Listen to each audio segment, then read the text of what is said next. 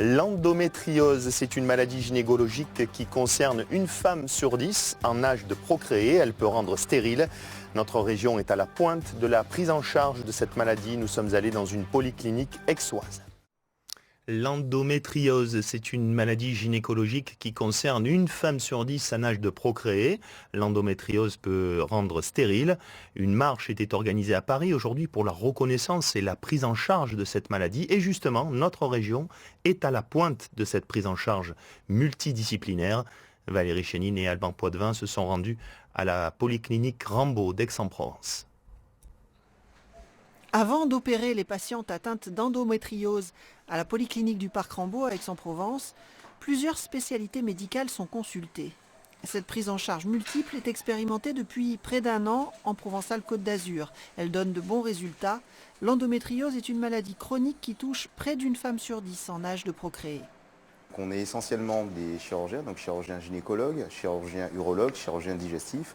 Il y a des gastro-entérologues, des radiologues qui vont amener leur expertise d'un point de vue imagerie. Donc on peut regarder l'imagerie des patients pendant la réunion. Il y a aussi des psychologues, des kinésithérapeutes, des médecins responsables de la fécondation in vitro, de la procréation médicalement assistée.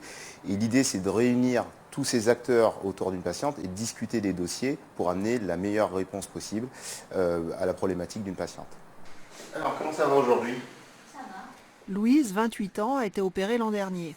Elle est rentrée aux urgences il y a 3 jours pour une infection sévère des reins due à sa maladie.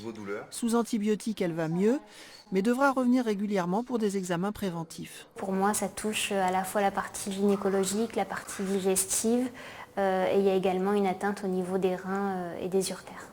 Avant cette chirurgie, il y a eu une démarche de fait pour faire une préservation d'ovocytes.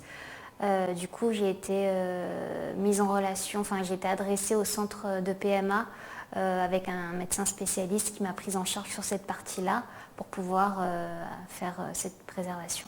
On s'occupe justement du problème d'infertilité avant qu'il ne survienne réellement. Parce qu'on sait qu'on va être un peu délétère de par la chirurgie. On va lui soulager ses douleurs d'une part, mais d'autre part, on peut être délétère d'un point de vue de la fertilité. La prise en charge globale de la maladie de Louise lui a permis de se sentir rassurée, elle et sa famille. Elle garde intact l'espoir d'avoir un enfant par procréation médicalement assistée.